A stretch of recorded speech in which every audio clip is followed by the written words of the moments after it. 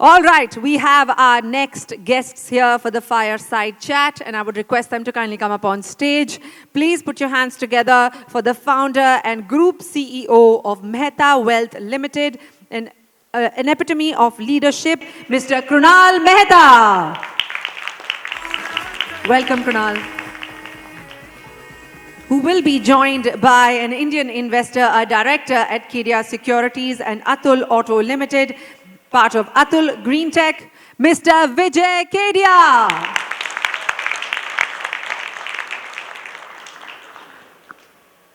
Welcome, gentlemen. Over to you. So, here we have Mr. Vijay Kedia. I am sure he knows no introduction. He's an ace investor, a very insightful and a very successful investor. But more than that, his songs are very famous on YouTube. And अभी तो ऐसा हो गया कि जहाँ भी वो जाते हैं तो सेल्फी के बिना उनको किधर से बाहर निकालते नहीं हैं. तो हम लोग भी उनको रूम से लेके आए तो एटलीस्ट 25-50 लोग तो उनके सेल्फी लेके ही आए हैं. सो I have the privilege to moderate him for the third time in Surat. And विजय भाई, आपके जो वीडियोस मैंने लिए हैं आगे एज अ मॉडरेशन, वो लाखों लोगों ने देखे, तो उसके आपके साथ थोड़ा मैं भी फेमस हो गया. तो जो मुझे जब IVY वालों ने बताया कि आपको वापस मॉडरेट करना है तो मैं ना नहीं बोल पाया. मैं बोला ये चांस है तो ले लेते. तो thanks to IVY team for making this happen. And I'll tell you, Vijay bhai, very honestly, that these 4 founders, उन्होंने पूरे इंडिया के स्टार्टअप इकोसिस्टम में तहलका मचा दिया है. So a big round of applause to रचित पोद्दार, प्रतीक चोशनीवाल, मेहुल एंड शरद तोड़ी. कहाँ पे, अगर वो है यहाँ पे तो प्लीज स्टैंड अप. अच्छा, they are coming. Okay, fine. तो विजय भाई, will start with this. So Vijay Bhai is an ace investor in the public markets, but here we have invited him to share his wisdom on the startup also, because he is also an investor in the startup ecosystem. So there will be a lot of knowledge sharing things which can happen for the startup founders today. So let's start with Vijay Bhai, the question which I have and which you have shared on television a lot of times, but to set the context, we'll start with your investment style, smile, जो आपकी personality से भी एकदम match होती है. Smile, you are always a smiling and jolly personality. तो your public space investment philosophy is smile, and then we'll come to the startup space. So can you just set the context that what exactly is the smile? So thank you very much, Krunal bhai, for this wonderful introduction, जो शायद मैं उस लायक नहीं हूँ बनने की चेष्टा में हूँ मैं. लेकिन तो स्माइल का जो मेरा कॉन्सेप्ट है वो है S stands for small in size. So usually I invest in the companies, like suppose in a sector there are 5 companies or 10 companies or 6-7 companies. So usually my focus goes on the company which is the smallest, may not be the smallest, but a small in size in that particular sector. Because I believe that that any small, even if you look at the animals, the smallest animals turns around faster. तो अगर एक हाथी को turn around करना होगा तो उसको time लगेगा, उसको दौड़ना होगा तो टाइम लगेगा. लेकिन अगर समझो एक बिल्ली को अगर टर्न अराउंड करना हो तो वो जल्दी वो कर सकती है. तो मेरे को ऐसे लगता है कि पब्लिक मार्केट में, स्टॉक मार्केट के अंदर में पैसा बनाने के लिए हमको एक चीता चाहिए. कि दौड़ तो सभी शेयर्स रहे हैं, दौड़ तो सभी एनिमल्स रहे हैं, लेकिन जो चीता है जो फास्टेस्ट दौड़ता है. तो ऐसा खाली दिमाग में ऐसा रहता है. तो ज़रूरी नहीं है कि सारे चीता अपने को मिल भी जाते हैं, कभी चीटियाँ भी मिलती हैं चीता की बजाय. लेकिन प्लानिंग यही है कि यहाँ भी स्मॉल इन साइज़ हो. तो और दूसरा जो स्माइल का MI जो है, मीडियम इन एक्सपीरियंस. तो मेरे को ऐसे लगता है किसी भी कंपनी के लिए, किसी भी सेक्टर में ग्रोथ के लिए और सक्सेस के लिए और इन्वेस्टर्स के लिए, इवन कंपनी के लिए भी बड़ा कुछ क्रिएट करने के लिए, बड़ा पैसा कमाने के लिए मैनेजमेंट सबसे ज़्यादा जरूरी है। तो मैं कई बार बोल चुका हूँ, जैसे वो विद्या बालन ने पूछा ज़िंदगी में 3 चीज़ क्या ज़रूरत है, तो उसने बोला एंटरटेनमेंट, एंटरटेनमेंट, एंटरटेनमेंट। तो मेरे को कोई पूछता है इन्वेस्टमेंट में सबसे ज़्यादा किस चीज़ की ज़रूरत है, तो बोलता हूँ मैनेजमेंट, मैनेजमेंट, मैनेजमेंट। तो मैनेजमेंट रहेगा तो एंटरटेनमेंट भी आ जाएगा और पैसा भी आएगा। तो मैनेजमेंट का सबसे बड़ा योगदान रहता है। इसका दूसरा एग्जाम्पल ये भी है कि जो ड्राइवर है कोई गाड़ी का, वो सबसे बड़ा इंपॉर्टेंट रोल प्ले करता है गाड़ी के अंदर में। अगर मेरे को यहाँ से समझिए 100 किलोमीटर आगे जाना है या अहमदाबाद जाना है, कहीं भी जाना है, तो अगर मेरे पास चाहे लैम्बोर्गिनी है, मैं उसमें जा रहा हूँ, लेकिन अगर ड्राइवर अगर एक्सपीरियंस नहीं है तो गाड़ी को ठोक डालेगा और मेरा लाइफ भी चला जाएगा। और अगर मैं कोई छोटी सी गाड़ी में भी, ऑल्टो में भी जा रहा हूँ, एक छोटी गाड़ी में जा रहा हूँ, और अगर ड्राइवर अगर अनुभवी है तो मेरे को सेफ डेस्टिनेशन पे ले जा सकता है। ऐसा भी हो सकता है कि दूसरी गाड़ी आकर मेरे को ठोक सकती है। सेफ्टी के लिए खाली खुद को चलाना जरूरी नहीं है, बाजू वाला भी बराबर चला रहा है, वो भी आपको ध्यान रखना है कि वो आकर ठोक नहीं दे। तो मैं उसको मार्केट में कंपैरिजन करता हूँ इंटरनल फैक्टर और एक्सटर्नल फैक्टर।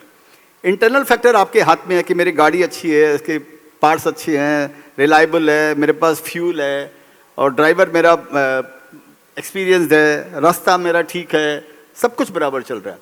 एक्सटर्नल फैक्टर आपके कंट्रोल के अंदर में नहीं है। कोई पेड़ गिर गया, जैसे कल प्लेन ही गिर गया 2-3 दिन पहले समझिए, या कोई दूसरी गाड़ी ने अगर आपको ठोक दिया, तो ये एक्सटर्नल फैक्टर ही आपके हाथ में नहीं है।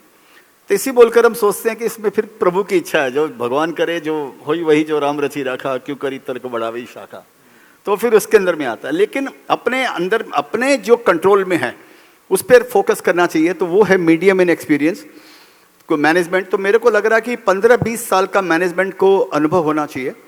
15-20 साल के अंदर में अपनी लाइफ में वो 3-4 बड़े अप एंड डाउन ज़्यादातर हम डाउन फॉल में ज़्यादा सीखते हैं। मेरा एक कोट भी है कुणाल भाई कि when we are right we earn, when we are wrong we learn.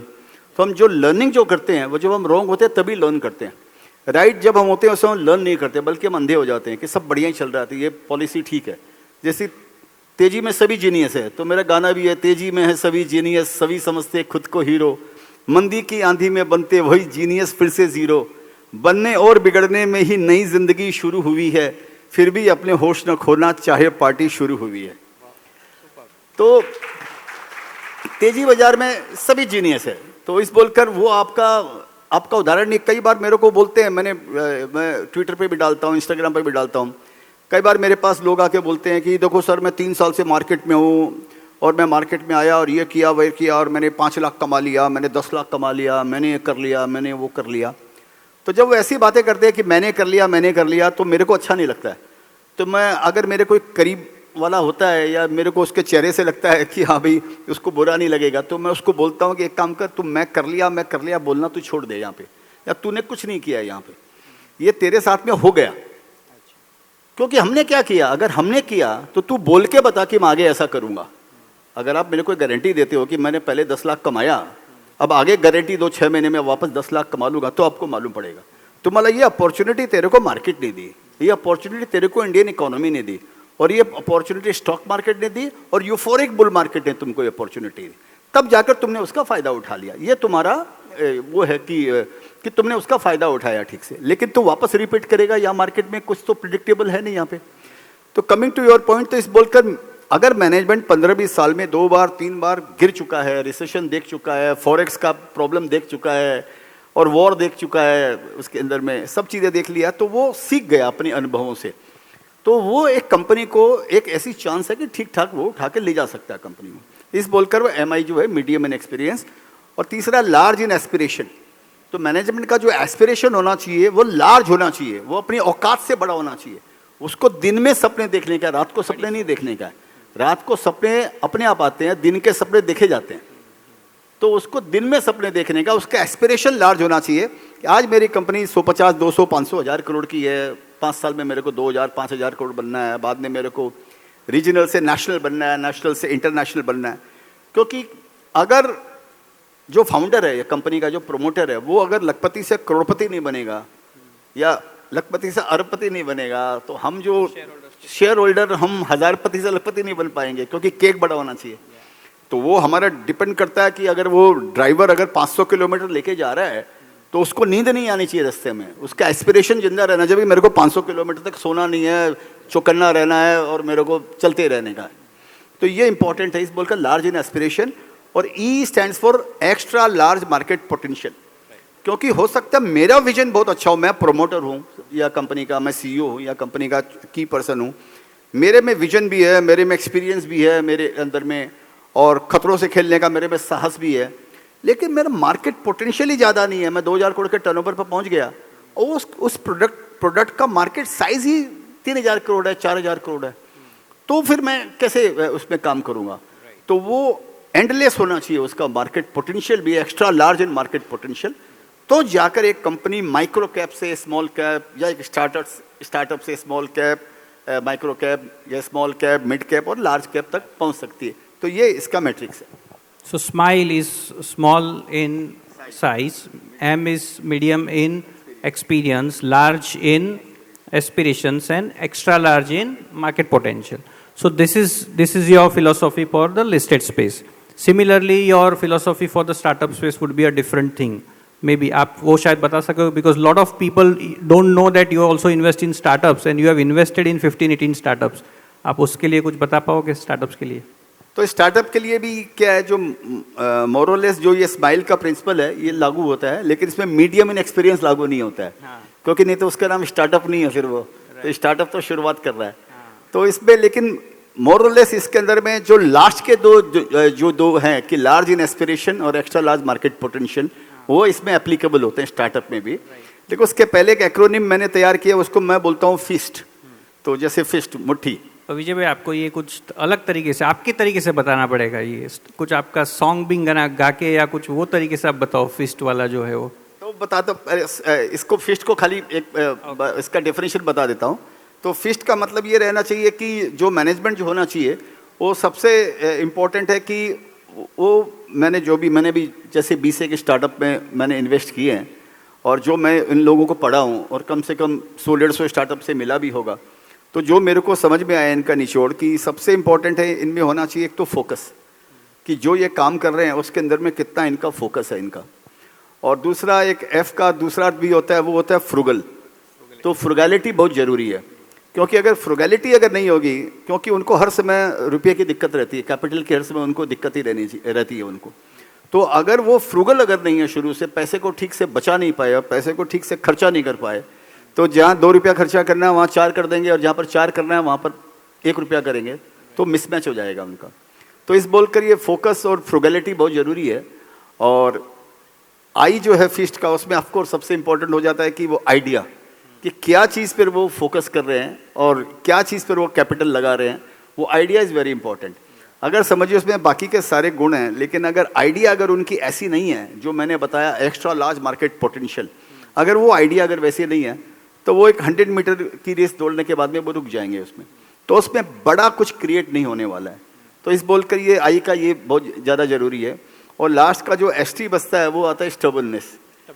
उनके अंदर में ऐसा स्टबल होना चाहिए, ऐसा जिद होना चाहिए कि मेरे को तो जीना यहाँ, मरना यहाँ, इसके सिवा जाना यहाँ, कि मेरे लिए ये जीवन है मेरे को, मैं ऐसा एक भावना उसके अंदर में उनके आनी चाहिए, तो जाकर वो सफलता मिलती है।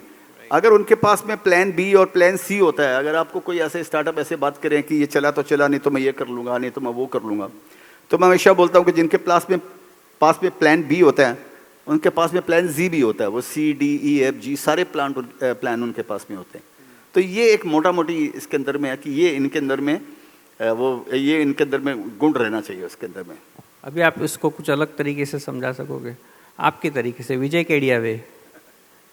तो इसमें ऐसा है कि मैं एक बार मेरे पास जो पहला स्टार्टअप मैंने जिस इन्वेस्ट किया था, शायद 2016 में कोई कंपनी में इन्वेस्ट किया था, तो मैंने उसको पूरा समझा, उसको ऑब्जर्व किया, उसकी कैरेक्टरिस्टिक को, उसके नेचर को, और बाद में उसकी वो जो भी जर्नी हुई उसको मैं नोटिस किया। अभी वो कंपनी लिस्ट भी हो गई, और उसका कुछ इनिशियल तो मैंने जब इन्वेस्ट किया उस समय कोई 1.5-2 करोड़ का कोई होगा, मैंने खाली आइडिया थी, आइडिया पे इन्वेस्ट किया, फिस्ट की आइडिया पे इन्वेस्ट किया। आज शायद 1400-1500 करोड़ का उसका मार्केट कैप है उसका। तो मैं उसमें लार्जेस्ट शेयर होल्डर हूँ बाय ग्रेस ऑफ गॉड। तो समझिए। Do you want to name it? नहीं नहीं, नहीं नाम का क्योंकि लिस्टेड कंपनी है तो मैं सेबी के हिसाब से नाम देने का जरूरत नहीं है। अगर कोई पब्लिक माने प्राइवेट होता तो मैं नाम बता देता आपको। ये खाली आपके रेफरेंस के लिए मैंने आपको बताया ये, तो माफ़ करना उसके लिए। तो उससे मैंने जो समझा उसको, तो उसको मैंने एक आपको मैं पढ़ के बताता हूँ। Please please. Friends, I have only 2-3 questions. Rest I will leave it up to you. Please feel free to ask any question you come across. तो मैंने लिखा है कि मेरे पास जो पहला फाउंडर जो आया था वो ऑटो रिक्शा में आया था। अच्छा। और आपके जैसे सूट पहन के आया था। आप तो मर्सिडीज और BMW में आते हो वो बेचारा ऑटो में आया और सूट पहन के आया। तो ये हर फाउंडर की कहानी है, इसमें कोई मैं उसकी बुराई नहीं कर रहा हूँ, तो समझने की this is the real story you are talking. Real story. तो वो अपने आप को प्रेजेंट करने के लिए आया, तो अपने उसके पास में जो भी थे, उसके पास जो भी स्किल थी वो लेके आया मेरे पास में। और तो ठीक है, इसमें अच्छी बात है इसमें। और वो 10 मिनट मेरे साथ में बैठा और उसके पास में खाली आइडिया था। तो वो त्रिशूल पिक्चर में अमिताभ बच्चन बोलते हैं ना कि मेरे जेब में 5 फूटी कौड़ी भी नहीं है और मैं 5 लाख का सौदा करने आया हूँ। तो ये स्टार्टअप की ऐसी कहानी होती है आइडिया वालों के, जिनके पास में आइडिया रहती है, विच इज़ वेरी गुड। तो आया और वो 10 मिनट बैठा होगा, 10 मिनट में मैंने फिर उसको शायद 45 लाख रुपया दिया। अच्छा। हाँ, और 45 लाख और 20% कंपनी का। मैं तो 1 घंटे से आपके पास बैठा हूँ, तो 4.5 करोड़ तो मैं ले सकता हूँ आपके पास से। 1 घंटे से मैं आपके साथ बैठा हूँ तो 4.5 करोड़ तो ले सकता हूँ। हाँ ले सकता, आपने मांगा नहीं ना मांगना चाहिए था आपको। So this is a good lesson for startup founders, मांगना चाहिए। वो किसने बोला था? एप्पल का कौन एप्पल स्टीव जॉब्स है क्या? Apple Steve jobs and now ये अपना टिम कुक। टिम कुक ने बोला था। हाँ सॉरी, वो तो पुराना था। टिम कुक ने बोला कि मैंने ज़िंदगी में एक चीज़ देखी है मैंने, कि आपको किसी से कोई भी फेवर चाहिए, आपको किसी से कोई भी अगर एक्सपेक्टेशन है तो आप शर्म मत कीजिए, उससे ज़रूर मांगिए आप। शायद उसी ने बोला था, मेरे को ऐसे ध्यान में आता है। तो उससे आप ज़रूर मांगिए। उसने बताया मेरा ऐसा अनुभव है कि मैंने जब जिससे जो भी फेवर मांगा है वो मेरे को मिला है। तो मैं उससे ये सीखा हूँ कि अब मेरे को कोई फेवर चाहिए तो मैं मांग लेता हूँ, मैं पोलाइटली। मैं ठीक है, दिया तो दिया, नहीं तो मेरा क्या लिया। तो so a guy came to me wearing a suit, जो मैंने आपको बताया। तो उसको मैंने 10 मिनट में 20% लिया, 45 लाख। उसमें खाली आइडिया था उसके पास में, और कुछ भी नहीं था उसको। उसकी मैं पूरी अगर जर्नी देखता हूँ तो जैसे मैंने बताया, तो उस पर मैंने ये समझा कि जैसे एक गाना है मेरा कि इन्वेस्टर हूँ यारो, एक गाना ना मुसाफिर हूँ, नहीं सॉरी वो दूसरा यार, मेरे दिमाग में गाने ही घूमते रहते हैं बाकी दिमाग खाली है। वो मेरे दिल के चैन है ना एक गाना। तो उस पर मैंने ये ऐसे ही उसको उस गाने को मिला के रफ एकदम ऐसे ही लिखा। तो वो आके जैसे बोलता, वो मेरे इन्वेस्टर को कुछ डिस्टर्ब करना है तो पैसा दीजिए, जैसे वो आके मेरे को बोलता है ऐसा। तो मैंने उसको बोला जैसे, वो मेरे स्टार्टअप मैन, उड़ जाए मेरी नींद कुछ सुना दीजिए। अच्छा। तो इस तरीके से उसके साथ मैंने ऐसे लिखा है। तो प्लीज आप सुनाइए प्लीज गाने के इसमें। गाना गा के सुनाओ? हाँ, गाना गा के भाई, गाना तो बनता है ना फ्रेंड्स। वो दरवाजा बंद करना, लोग भाग नहीं जाए भाई वहां पे तो मेरी आवाज इतनी अच्छी नहीं है, और तो आवाज पे मत जाना, खाली इसमें जो लेसन है उस पे जाना। और वो मेरे को आके बोल रहा है, सपोज, या कोई भी स्टार्टअप, ये जनरल सबके लिए बना, जो स्टार्टअप उनके लिए मैंने बनाया, समझिए, ये तो एग्जांपल के लिए। ओ मेरे इन्वेस्टर, कुछ डिसरप्ट करना है, जरा पैसा दीजिए। तो इन्वेस्टर क्या बोलता है फाउंडर को? ओ मेरे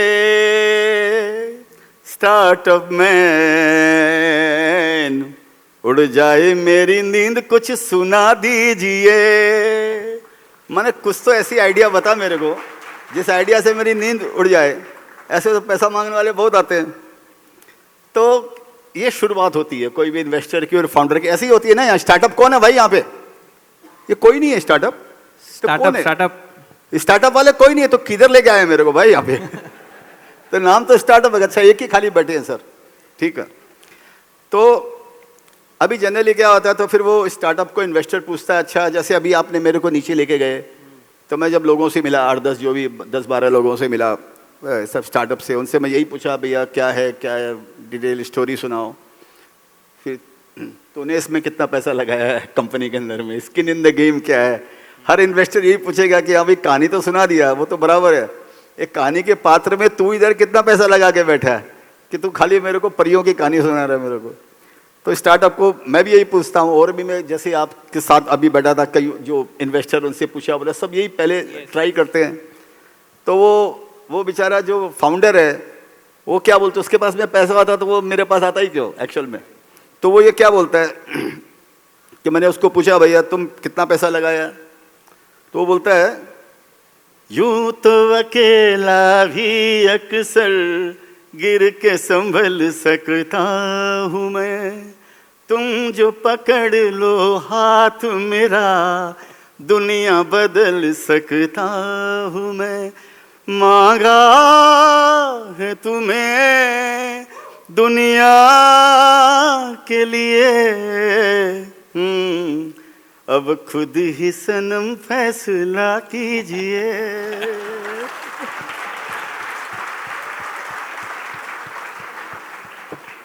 अभी उस ड्यूरेशन में क्या होता है, बेचारा पैसा दे देते हैं और वो अपनी जर्नी शुरू करता है, एन केन प्रकारेण, किस तरह से साम दाम दंड भेद जो भी करके बेचारा थोड़ा आगे बढ़ता है। लेकिन हम सब जानते हैं जीवन के अंदर में फिर वो धूप छांव का खेल चालू होता है, फिर कुछ ना कुछ प्रॉब्लम आती है, फिर आदमी जैसा सोचता है वैसा हो नहीं पाता है और प्रॉब्लम आती है। मेरा भी एक स्टार्टअप ऐसा था जिसको मैंने पैसे दिए और वो खूब उसने 2-3 साल तक खूब उसने काम किया, एक लेवल तक पहुंचा, और उसके बाद में आकर एक दिन मेरे को बोलता है कि मेरे पास तो सैलरी देने का पैसा नहीं है। हाँ लिटरली, तो बोला कंपनी बंद करनी पड़ेगी 3-4 साल बाद, मेरे पास सैलरी देने के लिए पैसा नहीं है। तो मैं बोला कि पैसा नहीं है तो इसमें इतना डरने का क्या बात है, इसका रास्ता निकाल। तो मैं मालूम नहीं, मैं तो घबरा गया, मालूम नहीं अभी ये क्या होगा, ऐसे वैसे वो बड़ा डिसअपॉइंटेड था। तो मैंने उसको एक छोटा सा क्रेडिट लाइन दिया मैंने उसको, क्योंकि मेरे को उसको फाइनेंशियल डिसिप्लिन भी लाने का था। तो पैसे की बजाय मैंने उसको क्रेडिट दिया, लाइन दिया कि इतना पैसा तेरे लिए जब तेरे को ज़रूरत पड़ेगी तू मेरे से लेना, और मेरे को इस पर तू इंटरेस्ट देना, सीसी लिमिट। तो मैंने इस पर मेरे को तो इंटरेस्ट लूँगा कंपनी से, मेरे को इंटरेस्ट कमाने का कोई शौक नहीं है। मैं उसको पैसा ऐसे भी दे सकता था, लेकिन वो फिर फाइनेंशियल डिसिप्लिन नहीं होती है। आप ज़िंदगी में सबसे ज़्यादा मिस्टेक जब करते हो जब आपके पास में लिक्विडिटी होती है, जब आपके पास में पैसा ज़्यादा होता है और आइडिया कम होती है, तब आप उसमें बड़ी से बड़ी मिस्टेक कर सकते हो। Very important lesson. या होना चाहिए ऐसा कि पैसा कम हो और आइडिया बहुत ज़्यादा हो, तो आप फ्रुगैलिटी से आप सोचोगे और सोच समझकर आप इन्वेस्ट करोगे। अपने जीवन में भी ऐसा ही होता है। तो मैंने उसको बोला मैं क्रेडिट तेरे को दूंगा, क्रेडिट लाइन दूंगा या सीसी लिमिट जो भी ये दूंगा, 10% या जो भी ध्यान नहीं है मिनिमम एक तरह से, लेकिन इंटरेस्ट लूंगा, और पैसा वापस तेरे को मेरे को, अगर तेरे पास पैसा आ गया, जैसे तेरे को कोई समझो जो भी जरूरत है, पैसा है, वापस मेरा पैसा वापस करना, ये दहेज समझ कर रख मत लेना। तो एक फाइनेंशियल डिसिप्लिन लाने के लिए मैंने बोला। तो वो बेचारा घबराया हुआ था, तो उस पर उसी गाने का दूसरा अंतरा ऐसा आ जाता है, अपना किया हुआ देख के तुम भाई मेरे घबरा गए, अभी तो ये पहली मंजिल है, तुम तो अभी से घबरा गए, सपनों का क्या होगा सोचो तो जरा, मुश्किलों से भी यूं ना डरा कीजिए, ओ मेरे स्टार्टअप में। तो ये मेरा उसको उत्तर था। फैंटास्टिक। कि भैया मुश्किलें तो लाइफ में आती रहेगी, गिरते हैं शहसवार मैदान जंग में, वो तिफल क्या गिरेंगे जो घुटनों के बल चलते हैं। तो अपनी औकात से ज़्यादा सपने देखने चाहिए, अपनी रिस्क अपनी औकात के अंदर में लेनी चाहिए, गलतियां वही करनी चाहिए लाइफ में जो गलती को आप दूसरी बार दोहरा सको। एक गलती इतनी बड़ी नहीं करो कि आप दूसरी गलती दोहराने के लिए जिंदा नहीं हो, तो बाकी गलतियां तो करते रहोगे तो सीखते रहोगे। तो ये तो हो गया उसका कहानी। उसके बाद में चलिए सब ठीक हो गया, जैसा फिर मैंने आपको बताया। तो अभी मेरा जो वो ये स्टार्टअप्स वाले जो हैं उनके लिए ये फाइनल मेरा आखिरी जो मैसेज है वो इस पैराग्राफ में है, जो मैंने मेरे गाने में भी लिखा था पब्लिक मार्केट के लिए, उसको वो भी इस पब्लिक और क्या अल्टीमेटली बात तो सेम है। बदल रही है तेजी से विकसित भारत की तस्वीर, स्टार्टअप्स को तुम अपना के बदलो देश की तकदीर, ये पड़ा है मौका कुछ बड़ा करने का, इसको किए बिना ना गवा दीजिए ओ मेरे स्टार्टअप में, कुछ नया रचने का है बड़ा कीजिए। तो ये सॉन्ग तो YouTube पे है नहीं? नहीं, ये आपके लिए पहली बार गाया है। वाह वाह, क्या बात। तो IVY ने इसका कॉपीराइट ले लेना चाहिए एक्चुअली। वो करा के आया हूँ मैं। सो विजय भाई, आपने काफ़ी बताया स्टार्टअप्स में आप इन्वेस्ट कर रहे हो, कैसे कर रहे हो, क्या देख रहे हो। May be if you can share 1 or 2 experiences which you had after investing in startups. जैसे मुझे मालूम है कि आप लिस्टेड कंपनीज में जब इन्वेस्ट करते हो तो आपने मुझे बताया था कि you don't meet management, you have something in mind that you don't meet management. तो स्टार्टअप्स में आपने इन्वेस्टमेंट करने के बाद अगर आप कभी कोई फाउंडर से मिले हो, कोई आपने अच्छा एक्सपीरियंस मार्क किया, कभी कोई खराब किया, maybe if you can share that can be a good message to the startup founder sitting over here. तो पब्लिक मार्केट के अंदर में मैनेजमेंट से इसलिए ज़्यादा मिलने का ज़रूरत नहीं, जो मैंने आपको बताया वो इसके लिए है क्योंकि उनका सारा जो भी उनका जो पॉलिसी है या उनका जो भी ट्रैक रिकॉर्ड है वो पब्लिक डोमेन में है। वो तो जैसे वो कॉल करते रहते हैं, जो भी आजकल नए जो भी अभी चला है सब, और AGM तो ठीक है, लेकिन क्वार्टरली सब रिव्यू आते हैं, क्वार्टरली कॉल्स आते हैं, और TV पर उनका इंटरव्यूज़ वगैरह जो आते रहता है, तो उसमें सारा उनका मालूम पड़ जाता है। तो अगर आप फिर उनसे मिलने जाते तो वो वही बात अल्टीमेटली करने वाले जो बात उन्होंने कहीं ना कहीं कोई ना कोई पब्लिक डोमेन में आपको जो बोली है उसको बात।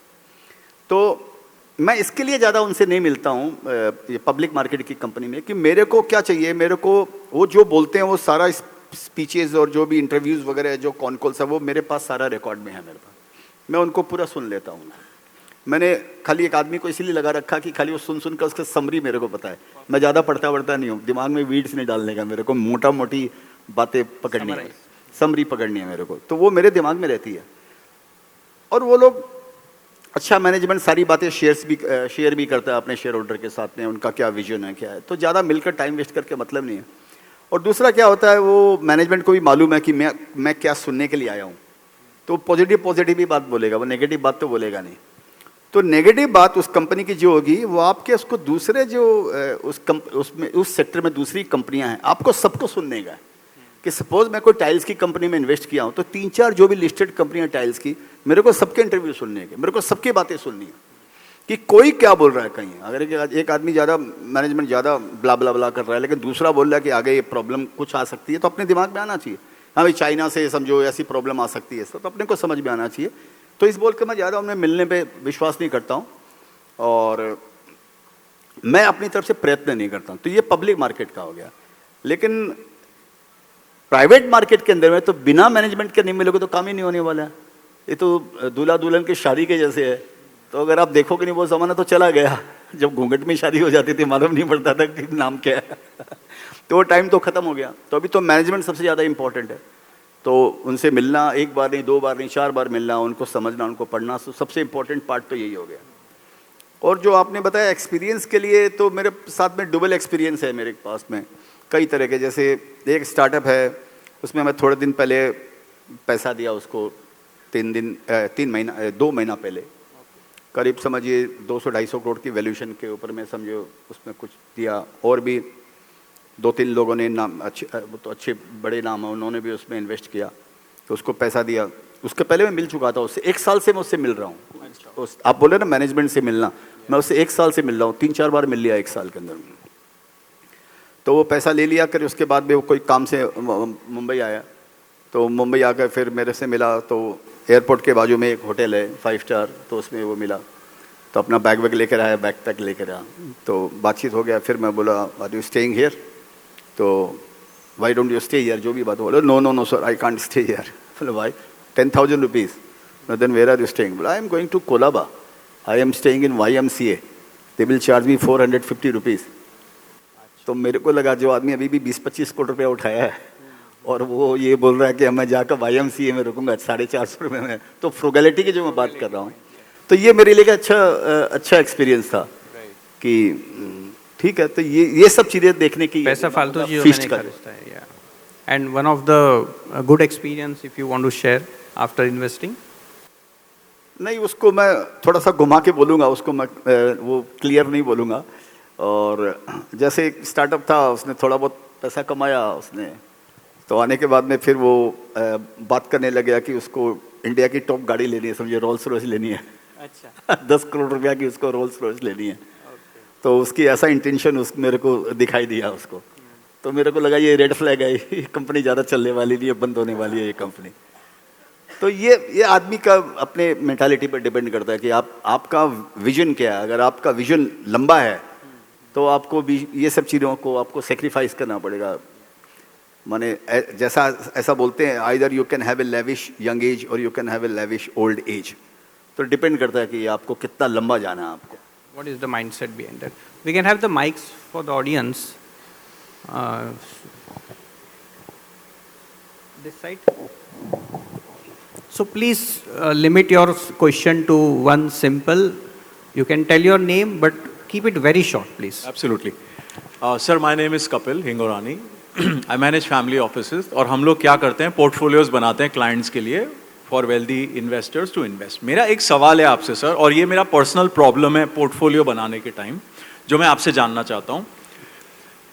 सर, हमारे पोर्टफोलियो में क्या होता है, we have 1 fund manager, 2 fund manager, 3 fund manager, जो हर फंड मैनेजर कम से कम 20 से 22 स्टॉक्स लेते हैं अपने पोर्टफोलियो में। तो 3-4 पोर्टफोलियो में 80 स्टॉक्स तो नहीं होंगे क्योंकि थोड़ा डुप्लीकेशन भी होता है, तो करीबन 55-60 स्टॉक्स हो जाते हैं पोर्टफोलियो में।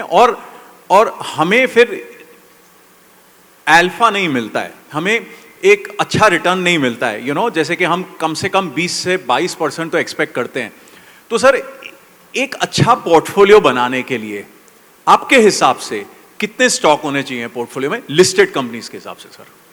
तो इसका जो उत्तर है हिंगोरानी साहब जी सर, वो हर आदमी का, हर इन्वेस्टर का अलग माइंडसेट है। बैठिए प्लीज़। तो सबका अलग माइंडसेट है और वो अपने हिसाब से इस बात के उत्तर देने वाला है।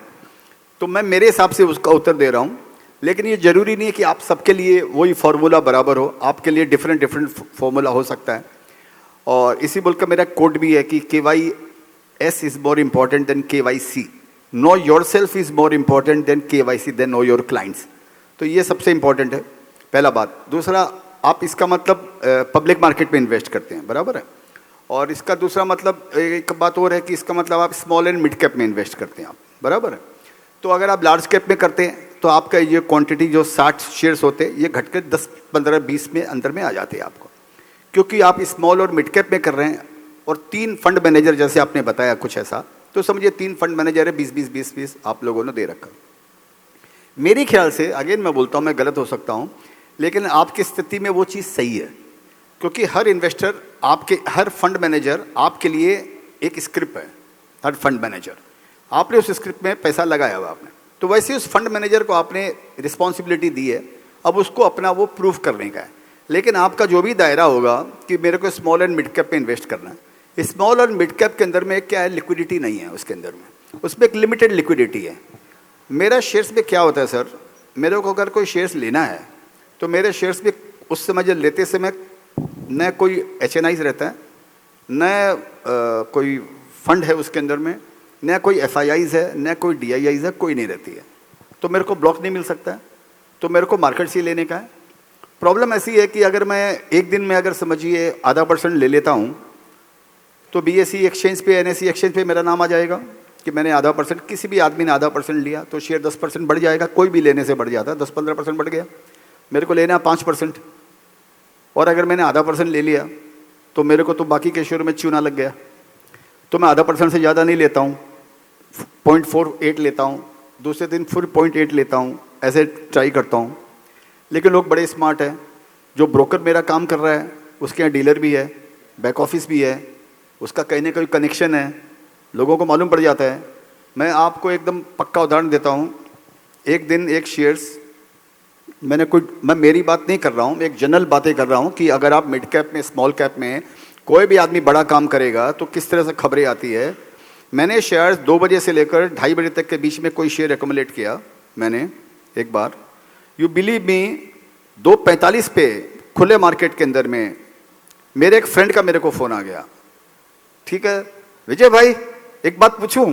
मतलब पूछ, आप ये ले रहे हो गया। मेरे लिए ऐसा था कि ये क्या हो गया, ये कहाँ आ गए हम यूं ही साथ चलते चलते, मतलब ये क्या हो गया, ये तो बार प्रॉब्लम हो गया है। तो मैं बोला तो ये मेरे साथ प्राय होता है, तो आपके साथ भी ऐसा ही होएगा। तो आपकी स्थिति के अंदर में मेरे ख्याल से आपको 20-22% का अगर रिटर्न अगर आप जनरेट कर देते हैं तो इससे बढ़िया रिटर्न पृथ्वी पे कोई नहीं दे सकता, ठीक है। अगर आप 15% का भी रिटर्न अगर आप जनरेट कर देते हैं अपने फंड्स के अंदर में, इससे बढ़िया रिटर्न पृथ्वी पे नहीं हो सकता है। ये आप समझ के चलिए, बाकी सब बकवास है। जो बोलते हैं मेरा 30% आया, 40% आया, वो थोड़े टाइम के लिए आता है या 1 साल के लिए आ जाता है। दूसरे साल वो 0 अगर हो जाएगा तो 40% 20% हो गया आपका, एडजस्ट हो गया एवरेज आपका स्पेंड। तो बकवास की बात है। या किसी के हाथ में ऐसी प्रभुता हो सकती है, किसी के हाथ में ऐसी स्किल हो भी सकती है, आपको उसके साथ compete करने की ज़रूरत नहीं है। मेरे ख्याल से ये है कि जब आप अपना, जैसे जैसे आपका फंड बड़ा होगा, अपने आप अब स्मॉल और मिड कैप को छोड़ के आप थोड़े से लार्ज कैप में जाना शुरू करेंगे, या लार्ज मिड कैप में जिसको जो भी, क्योंकि ये नियम भी जो है ना मिड कैप, मैं तो सुना शायद 40-50 हज़ार करोड़ का मार्केट कैप वाले भी मिड कैप में ही आते हैं, कुछ ऐसा सिस्टम है सेवी का या कुछ जो भी है। तो मालूम नहीं, ये विचित्र स्थिति है ये। तो इंडिविजुअल जो शेयर होल्डर होते हैं, जो इंडिविजुअल, जो मैं उनको ये बोलता हूँ कि 20 के आसपास शेयर्स रखो, 20 से ज़्यादा मत रखो। फंड वालों के लिए नहीं, उनको 20 से ज़्यादा शेयर्स नहीं रखना चाहिए, क्योंकि 20 में पैसा 1-2 शेयर में ही बनने वाला है। बड़ा पैसा जिसकी हम बात करते हैं, जो मल्टीप्लिकेशन जो होने वाला, मल्टीप्लायर होगा, वो 1-2 ही शेयर्स में होने वाला है 20 में से। लेकिन अगर आप 20 शेयर्स लेंगे तो आप 20 कंपनी के बारे में स्टडी करोगे, आपका दिमाग बिजी रहेगा उन शेयरों को पढ़ने के लिए। अगर आपने, और जब तक 20 शेयरों में इन्वेस्ट नहीं करोगे तब तक वो इक्का निकलेगा नहीं। कार्ड आपके 21 पत्ते आपके हाथ में, इक्का तो एक ही आएगा ना उसके अंदर में, आ सकता है, वो भी हो सकता है नहीं आए, लेकिन 21 पत्ते आएंगे तो उसमें से एक इक्का आपका निकल जाएगा समझिए, या एक किंग निकल जाएगा, जो भी होगा, ये एक ट्रम्प कार्ड आ जाएगी आपको। तो 21 पत्तों का खेल है, सिमिलरिटी ऐसे ही यहाँ पे। तो लेकिन अगर मेरा गेम ही अगर 3 पत्तों का खेल रहा हूँ तो इसमें आएगा नहीं आएगा, इसकी चांसेस तो 1 in 2000 है इसका मतलब।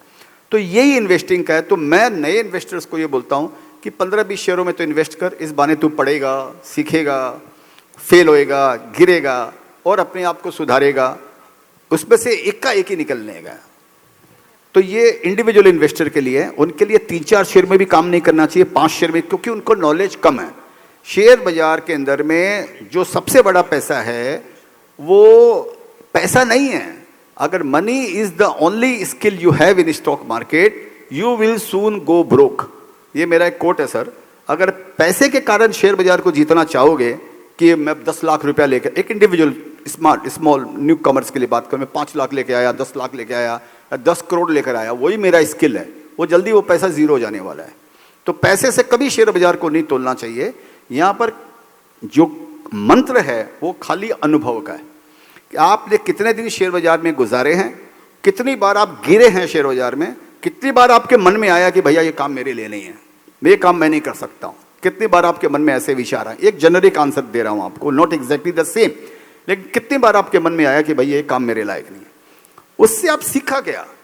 अगर आप छोड़ के चले गए तो आपका अध्याय खत्म हो गया, ठीक है। अगर आप वहां पर टिके रहे कि मैं इस गलती से क्या सीखा, यही बैट्समैन यही करता है ना कि किसी बॉल को आया, किसी बॉल को खेला और एक कैच छूट गया उसका, समझिए, तो वो ये सीखता है कि मैंने क्या गलती की, मैंने, तो सेकंड टाइम वो गलती नहीं दोहराएगा वहां पे। कभी संजोग से ऐसा भी हो गया कि वो बॉल को खेला और वो कॉट आउट हो गया और चला गया, वो इनिंग का अध्याय उसके लिए खत्म हो गया। इसीलिए मैंने पहले ऐसे बोला, ऐसी गलती मत करना जो गलती तुम दूसरी बार दोहरा नहीं पाओ उसको। यहाँ पर सबसे इंपॉर्टेंट है शेयर बाजार में पैसों से भी ज़्यादा, बुद्धि से भी ज़्यादा अनुभव की यहाँ पर कीमत है, क्योंकि बुद्धि आपको सही बता रही है, गलत बता रही है, और जब आप खेलेंगे तो आपको मालूम पड़ेगा। तो ये मेरा एक कविता भी है जो मैंने चीफ मिनिस्टर के सामने सुनाई थी कि हर हालत में टिके रहो, यही समय का नियम है। ऑटो ड्राइवर सीएम बन गया, चाय वाला पीएम है। ये खेल अभी भी जारी है, करनी तुम्हें तैयारी है। कसले कमर उठा ले बीड़ा, अब तेरी ही बारी है, अब तेरी ही बारी है। तो ये शेयर बाजार का सारांश है। आपके लिए शॉर्ट शेयर ठीक भी हो सकते हैं क्योंकि आप मिड कैप में काम करते हैं। इंडिविजुअल के लिए 15-20 शेयरों में आप काम करो, लेकिन यहाँ पर सीखते रहो। यहाँ पर बुल मार्केट को अपने दिमाग में मत चढ़ने देना कि मैं बहुत बड़ा सियाना हो गया। तो यहाँ पर सियाने को परवाना बनने में टाइम नहीं लगती। यहाँ पर रात भर का है मेहमा अंधेरा, किसके रोके रोका है सवेरा। तो वो जरूर ध्यान में रखना यहाँ पे कि यहाँ पे जो हो रहा है उससे मैं क्या सीख रहा हूँ, गलती से भी और अपनी अच्छाई से भी। We can have 1 or 2 more questions, please. Sir my self मन सिंगल।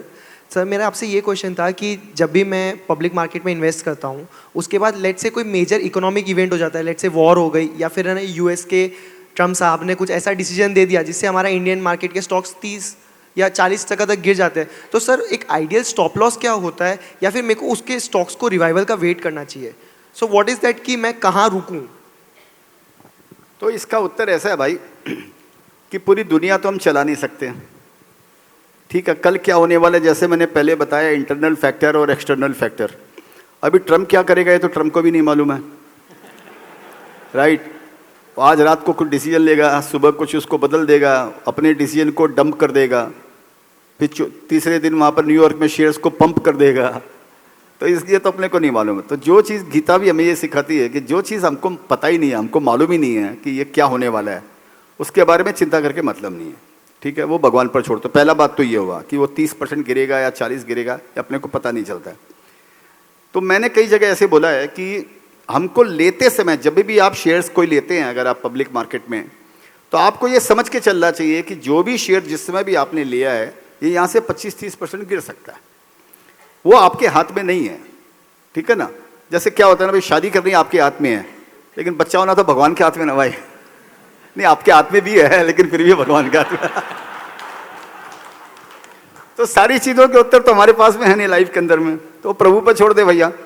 तो आपको क्या करना चाहिए, तो मतलब ये है उसका कि सोच के करो कि यहाँ भी मैंने शेयर्स लिया या 25-30% यहां से गिर जाएगा। इन्वेस्टमेंट के अंदर में मैं पर्सनली कोई स्टॉप लॉस नहीं लगाता हूं, मेरे को ये थ्योरी जमती नहीं है। मैंने लिया ही क्यों इस शेयर्स को? अगर मैंने कोई शेयर 200 रुपये में ले लिया और 200 का 30% घट गया तो 140 रुपये में मैं बेच दूंगा, तो दूसरा मेरे से जो शान आदमी बैठा है वो तो लेने के लिए वहां पर खड़ा हुआ वहां पर। तो मैं पहले बात तो 200 में लिया क्यों? कुछ तो सोच समझ कर लिया होगा। तो स्टॉप लॉस का फंडामेंटल से कोई संपर्क नहीं है, आप इस बात को समझने की चेष्टा करो। अगेन मैं आपको बोलता हूं, मेरे लिए मैं ऐसा करता हूं, मेरे लिए ये मोटा मोटी सूट होता है, आप फिर भी अपना विचार करना। और मैं आपसे क्वेश्चन पूछता हूं, फंडामेंटल के अंदर में स्टॉप लॉस लगाने का क्या मतलब है? इसका मतलब आपने क्या तो तुक्का मारकर शेयर्स लिया, या आपका विजन बहुत कम है, या आपने बिना कोई पढ़ाई करके, बिना कोई सोच समझ के, बिना कंपनी का फ्यूचर समझ के, जैसे आप ट्रेडिंग करते हो, जैसे आप फ्यूचर ऑप्शन आप करते हो, उसके हिसाब से आपने शेयर्स ले लिया।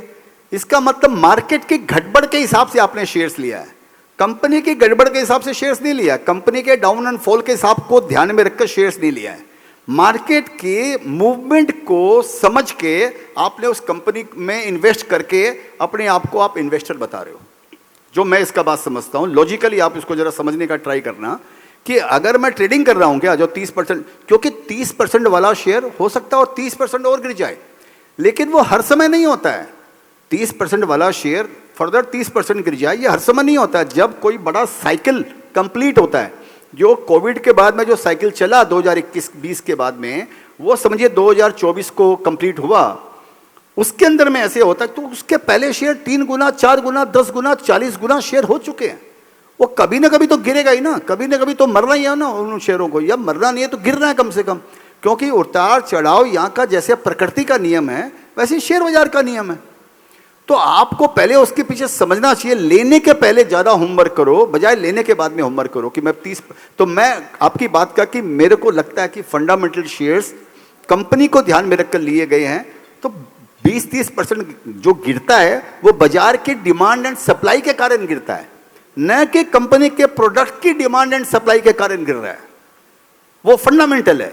तो मेरा बेस फंडामेंटल है, क्योंकि अगर मैं इन्वेस्टर हूं तो मेरा बेस फंडामेंटल होना चाहिए और मेरा विजन 3-4-5 साल से कम नहीं रहना चाहिए। मेरा जिनका विजन 3-4 साल से कम रहता है वो इन्वेस्टमेंट में जनरली सक्सेसफुल नहीं हो सकते। अगर उनको बहुत एक्सपीरियंस है तब अलग बात है। तो इन्वेस्टमेंट में मेरे ख्याल से स्टॉप लॉस मत देखिए। लेने के पहले सोचिए कि आप कौन से लेवल पे ले रहे हैं, क्या वैल्यूएशन पे ले रहे हैं। और ट्रेडिंग के अंदर में इन्वेस्टमेंट मत सोचिए। अगर आप future option by the way कर रहे हैं उसमें जरूर स्टॉप लॉस रखिए, नहीं तो नया मिस्टेक करने के लिए जिंदा नहीं रहोगे। So, do we have time for one question or last? Hi sir, मेरा एक फंडामेंटल क्वेश्चन है बिजनेस के लिए। सो पीटर थियल ने अपनी एक बुक में बोला था दैट एज एन इन्वेस्टर और founder look for a monopoly business where you can create a monopoly. तो as an investor he how do you see कि मोनोपोली बिजनेस आपकी इन्वेस्टमेंट के लिए कितना ज़रूरी है, और अगर एक बिजनेस या industry, I would say business only, अगर वो कमोडिटाइज बिजनेस बन जाता है तो उसमें आप इन्वेस्ट करते हो, and how is the way कि भाई आप कमोडिटाइज को भी मोनोपोली बिजनेस बना सकते हो? तो मैं जो पर्सनली जो करता हूँ, अगेन मैं वो आपको बार बार ये बात बोलता हूँ, वो आप अपना खुद पे ट्राई करना, उसके बाद में काम करना। मैं कमोडिटी बिजनेस पे इन्वेस्ट नहीं करता हूँ मैं, क्योंकि उनके पास में प्राइसिंग पावर नहीं है कमोडिटी। क्योंकि हम पैसा, इन्वेस्टर पैसा कब कमा सकते हैं, जब कंपनी के प्रोडक्ट पे भी ग्रोथ है। रुक जाना भैया, इंटरनेशनल कॉल आ गया यार, ये तो ट्रम्प का कॉल आया होगा बोलने का। सॉरी। तो मैं कमोडिटी में इसलिए इन्वेस्ट नहीं करता हूँ क्योंकि कमोडिटी में एक तो कंपटीशन बहुत रहता है, उस पर प्लेयर्स बहुत होते हैं, उसके अंदर में प्राइसिंग पावर नहीं होता है और ग्रोथ रेट कम होता है। वो कंपनियां जनरली, कमोडिटी कंपनी जनरली 15-20% से ग्रोथ नहीं करती है, ग्रो नहीं करती है सेल्स वाइज उनको, और कैपिटल इंटेंसिव रहती है, उनके अंदर खूब कैपिटल चाहिए उन लोगों को। तो मैं जनरली ऐसी कंपनियों में इन्वेस्ट नहीं करता हूँ। अब कमिंग टू योर पॉइंट कि जो मोनोपोली बिजनेस है, अगर आप देखेंगे दुनिया के जो भी अच्छे बिजनेसेस हैं, जो भी बड़े बिजनेसेस हैं जो सफल हुए हैं, उनके अंदर में एक तरह की मोनोपोली जरूर रहती है। फॉर एग्जाम्पल आप सोचिए, इंडिया में अगर हम टूथपेस्ट की बात करते हैं तो कोलगेट का नाम आता है, वो एक तरह का मोनोपोली है उसके अंदर में, करेक्ट। चॉकलेट की बात करते तो कैडबरी का नाम आता है, लोग कैडबरी को ही चॉकलेट बोलते हैं, वो नाम इतना सिनोनिमस हो गया है कि कैडबरी मीन्स चॉकलेट। शेविंग्स की बात करते जिलेट का नाम आता फॉर एग्जाम्पल। तो ऐसा ये मोनोपोली बिजनेस ऑफ कोर्स, और इनका आप देखिए इनका क्या पी चलता है मोनोपोली का, 60, 70, 80, 100 का पी चलता है। आपको कमोडिटी वाले शेयर 5, 7, 8, 9 के पी में मिल जाएंगे।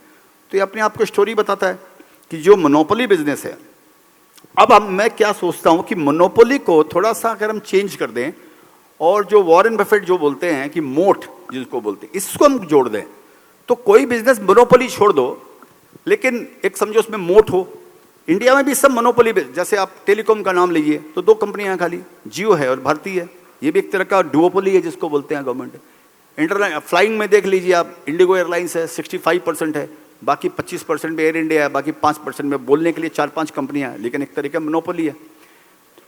लेकिन इस बोल का मोनोपोली कंपनी में प्राइसिंग एडवांटेज भी रहती है, और उनको एक एडवांटेज है। एशियन पेंट्स आप देख लीजिए, एशियन पेंट्स, बर्जर पेंट्स और नैरोलैक, और ये 3-4 कंपनियां थी। 50 साल तक इन्होंने क्या, इनका ROC ROE आप देखेंगे तो वो जिलेट और हिंदुस्तान यूनिलीवर का भी जो नहीं रहेगा, वो ऐसा इन कंपनियों का फाइनेंशियल मैट्रिक्स रहा, और ऐसा इन्होंने रिवॉर्ड किया इन्होंने। अब 2 बड़े जाइंट घुस गए तो पूरा सेक्टर डिसरप्ट हो गया। एशियन पेंट्स ऊपर से 40-45% भी डाउन हो गया भी। तो ऑफ कोर्स मोनोपोली या मोट, जिस कंपनी में, जिस सेक्टर के अंदर में ज़्यादा लोगों के घुसने की संभावना कम है, उन सेक्टर को वैल्यूएशन ज़्यादा मिलती है। डिफेंस में भी हम यही देख सकते हैं कि अगर हिंदुस्तान एरोनॉटिक्स जो बनाता है वो दूसरी कंपनी कोई बना ही नहीं सकती है, तो मझगांव डक जो बना रहा है वो दूसरी कोई 1-2 ही कंपनियां खाली गवर्नमेंट। तो ये तो सामने ही है, तो मोनोपोली कंपनियां होती है, लेकिन उनके वैल्यूएशन आज इतने ज़्यादा हैं कि आज नया इन्वेस्टर उसमें इन्वेस्ट कैसे करेगा। तो उन शेयरों को इन्वेस्ट करना चाहिए जब मार्केट में क्राइसिस आती है, जब मार्केट में बेयर मार्केट आता है या बुल मार्केट, बाद में जब मार्केट क्रैश होता है, उस समय उन शेयरों के अंदर में इन्वेस्ट करना चाहिए। Hello sir. सर आप बहुत प्यारा गाते हैं और उससे भी बहुत ज़्यादा प्यारा लिखते हैं, तो अगर आप 21/72 के लिए कुछ एक लाइन गाना चाहेंगे या बोलना चाहेंगे तो वो क्या होगा? 21/72 I love you, I love you. So Vijay bhai has like everyone has. ये मेरी अग्नि परीक्षा ले ली बहन आपने। So every investor guru or every fund manager has a way to convey the message. Like Warren Buffett के अपने को quotes बहुत याद है, wealth creation quotes and all. विजय भाई मैसेज देते हैं उनकी सॉन्ग से।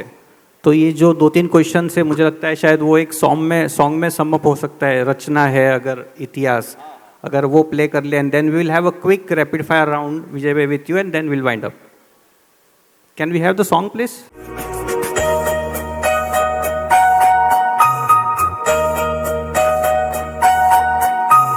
सारे जहां को डरा कर धमका कर मनचाहा सब पर टैरिफ लगा कर दुनिया को किया उदास, खुद का भी मार्केट खल्लास। चलती हुई गाड़ी का बोनेट उठाकर टेस्ला की मार्केट का भूकू बजाकर मांग का भी किया नाश, $10 trillion Khallas.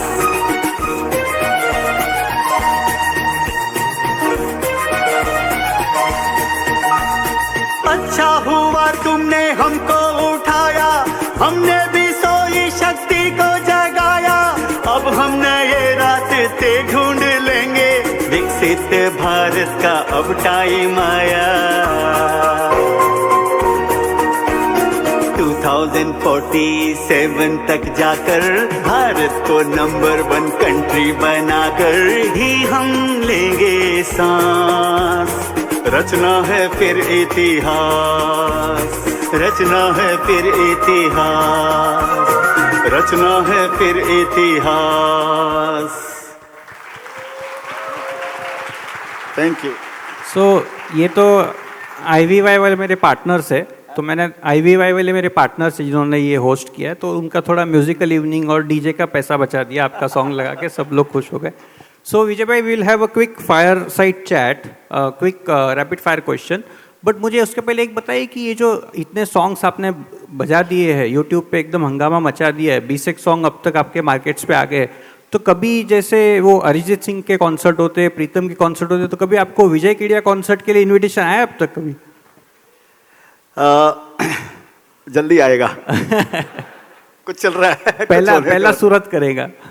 So we'll have a quick, आपको 1 line आंसर देना है विजय भाई। If you were stranded on the island with Mukesh Ambani, what would be the first thing you would ask him? कैसे किया भाई तुमने? कैसे किया? One thing about your morning routine that would surprise us. One thing about your morning routine that would surprise us. Morning routine. Yeah, morning routine. Which surprises you? That can surprise everyone. नहीं ऐसा नहीं है, कुछ नहीं। मजेदार एकदम। हाँ, आराम से उठना, शांति से उठो। पैसा लगाया, सब लोग काम कर रहे हैं अपने लिए। शेयर बाजार का सबसे बड़ा यही रहस्य होता है भाई। अभी क्या होता है ना कि हम लोग शेयर बाजार में पैसा लगाते हैं, किसी ने 5,000 लगा दिया, किसी ने 50,000 लगा दिया, और सुबह उठ के बात करेगा, सुबह उठते उठते देखेगा नैस्डैक क्या था, डाउजोन क्या था, हांगकांग क्या खुला, ट्रंप ने क्या बोला, मोदी जी ने क्या घोला। अरे भाई, और फिर बात करेंगे ट्रंप ऐसा कर देगा तो इतने ट्रिलियन डॉलर डूब जाएंगे, इंडिया का जीडीपी है वो 6.3% वर्ल्ड बैंक ने कर दिया, 250 बिलियन डूब जाएंगे। यार तू 5,000 रुपये लगाकर चला इंडिया को फेल करा रहा है, तो यार 150 शेयर कंपनी का ले लिया या 500 शेयर कंपनी का ले लिया और पूरी इकोनॉमी की चिंता कर रहा है। Exactly. वो मैनेजमेंट को करने दे भाई। Fine. A startup you wish you had founded. Startup You wish you had founded. मेरे को लगता है कि जैसे वो भिक्षचंदानी जो कर रहे हैं ना, Naukri.com. हाँ, Info Edge. वैसा ही I could have done it. अच्छा, okay, fantastic. वो स्टार्टअप्स और स्टार्टअप है ना वो। Yeah, a veteran in startup. One financial habit you are proud of and one you are still working on. So one financial event proud of बने के dish ने बोले कि I am not so spendthrift. Sorry. So spendthrift, मैं पैसा सोच के खर्चा करता हूँ. अच्छा, फ्रूगल माइंडसेट. ओके. कोई भी चीज का पैसा खर्चा करूंगा तो सोच के करूंगा कि ये वर्थ इट है कि नहीं, मेरे को करना है कि नहीं करना है. तो आई लाइक दैट हैबिट कि हाँ भाई मैं पैसे की वैल्यू करता हूँ. अच्छा, okay. So pick your investment style. Dhoni's calmness, Kohli's aggression, or Rahul Dravid's patience. Vijay Kedia's patience. वाह. मेरा ऐसा ऐसा कंपनी का शेयर है जो 20-20 साल से लेकर बैठा हूँ भाई. बराबर. इनका तो ये लोग तो बहुत बड़े आदमी है, लेकिन इनका तो करियर बेचारों का 20 साल में खत्म हो जाता है. अपना तो पार्टी शुरू हुई है. पार्टी शुरू हुई है. So it is Vijay Kedia's patience. Things about you that even Google doesn't know. I'm a very romantic person. If your investment journey were made into a Bollywood movie or a dialogue, whatever you feel so, what would be that title? If your investment movie would be a Bollywood, जो भी title है आपको dialogue बोलना है. Tiger अभी जिंदा है. Tiger अभी जिंदा है. Vijay Dinanath Chauhan. So who's the all-rounder of your life? All-rounder of your life. Someone you trust for your advice on money, career and life. Nobody. नहीं? Even my wife doesn't trust me. वही बोलता है चल चल जा जा ठीक है. घर की मुर्गी दाल बराबर. तो मैं बोलता हूँ घर का मुर्गा भात चावल बराबर. Last two questions. Coffee with Gautam Adani or wine with Madhuri Dixit? What are you choosing? Of course Gautam Adani. क्या बात है. Last question. भाई गौतम अडानी होएगा तो बाकी सब आ जाएगा. सही सही बोले. Last question. If you are... मैं जो रोमांटिक स्टाइल में बोला, इन्होंने समझा शायद मैं दूसरा नाम लूंगा. सही सही. If you are on a private jet with Virat Kohli and Katrina Kaif, who are you having a deeper conversation with and about what? Of course, Katrina Kaif. यहाँ तो ठीक है. With that note, friends, thank you so much for your active participation. Thank you, Vijay bhai, for making this evening wonderful and passing a good message to all the startup founders and investors here. And thank you, IVY, for hosting this program. Thank you so much, Krunal. Thank you so much, Kedia ji. What a lovely conversation. So relatable. आप इतना प्यार से सब कुछ समझा देते हैं. A massive round of applause for Dr. Vijay Kedia.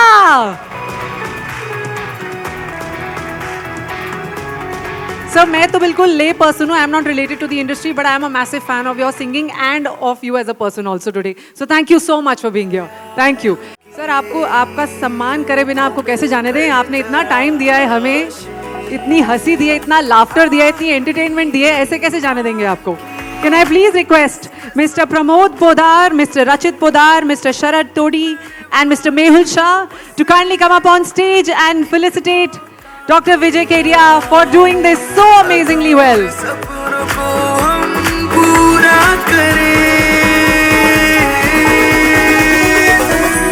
के नक्शे पर हम 21-72 छा जाएंगे, छा जाएंगे. 21-72 हम छा जाएंगे.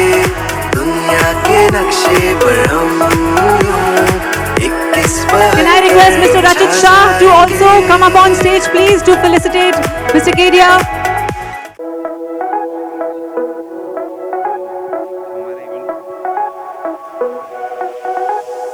सपने जो अधूरे हैं उनके लिए हम हैं, राहें जिन्हें ना मिले उनके लिए हम हैं.